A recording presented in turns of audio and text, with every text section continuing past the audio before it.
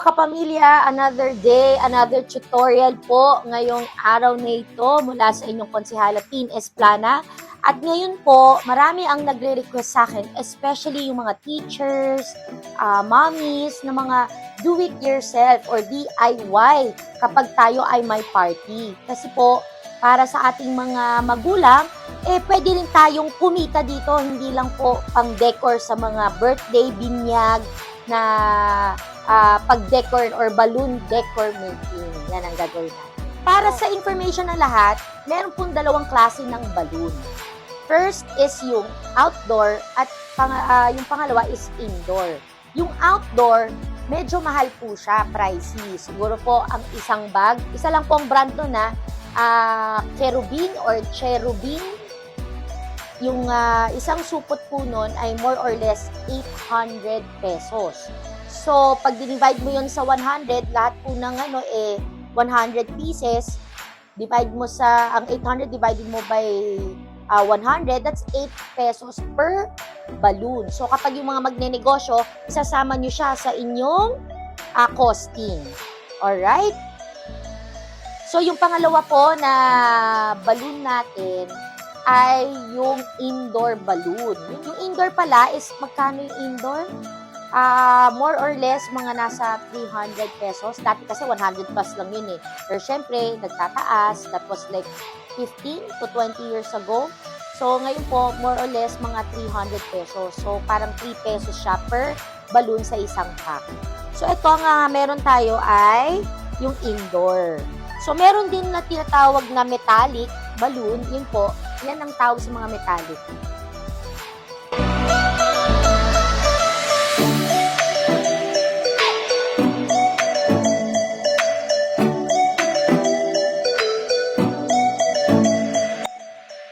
So, meron din tayo kung paano tayo palulubuhin yung balloon natin. Meron tayong tinatawag yung manual, yung pinapump lang. Usually, ginagamit yon sa mga metallic. At pangalawa, ito po yung ginagamit ko, yung electric pump. Nabili ko to, tumatagal siya. Parang nabili ko to mga 2,300 pesos. Siguro mga 6 years ago. So yung dalawang balloon,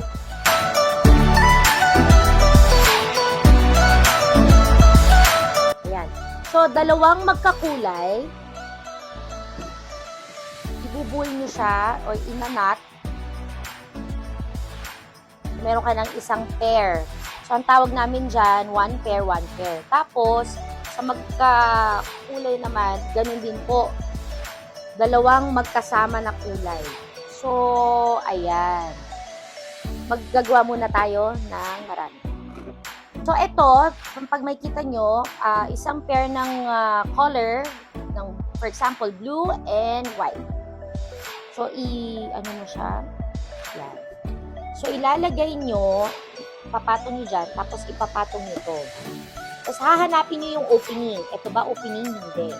Ito ba opening? Hindi. Ito yung opening, yung pwedeng matanggal. So, yung opening, doon nyo ito-turn ng isa, dalawa, para malak natin. Tapos, ilalak nyo, ibababa nyo. So, tanan! Diba ang dali? So, gagawin mo lang pareho, again, ibang color.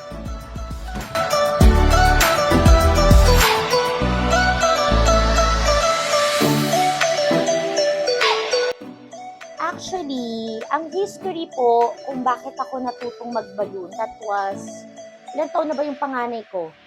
14? So, 14 years ago, yung first birthday ng anak ko, ginawa namin sa bahay, yung hinair ko na magbaballoon decor, hindi dumating. Nakakaloka. On the date sale. So, sabi ko sa sarili ko, para hindi na mangyari yon, kailangan marunong ako magbalon just in case wala yung mag-decor, hindi dumating, or naloko lang ako, nagancho ako, kaya ko, marunong akong magbalon. So, yun yung history nun kung ba't nag-aral ako. Sabi ko sa sarili ko, mag-aaral talaga ako para hindi ako umaasa sa iba.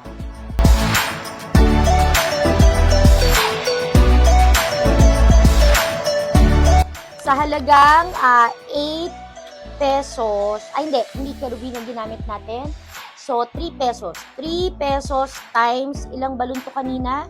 9 set times 4 is 36. Meron ka ang 108 pesos, ito po. Yung stand po, pupuhunan nyo lang. Ako kasi, mas gusto ko yung bakal kasi ang nagastos ko lang noon, magkano yun, Bob? Siguro mga less than 500 or 3, basta mga 400 plus. Pero yung iba, ginagawa nylon. Yung nylon, magkano lang yon, isang rolyo, 35 pesos. Dinodoble lang nila. Tapos yung pangpabigat sa ilalim, balloon, nilalagyan nila ng tubig. Para pwede na nilang iwan at hindi balikan. Kasi ang ano lang naman sa bakal, babalikan nyo pa. So, ang gagawin natin dito, itatali natin yung dulo.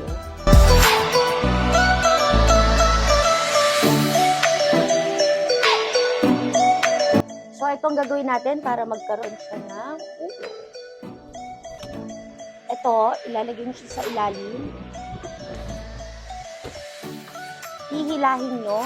Ito, hihilahin pababa. Then, isisingit-singit nyo sa balloon para mag-lock.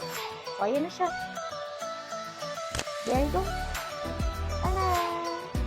So, there you go, kapamilya. Sana may natutunan kayo sa ating balloon decor making or sa ating tutorial. And hopefully, maging successful po kayo at ito isa sa inyong maging venture sa inyong business. So, maraming salamat and have a good day!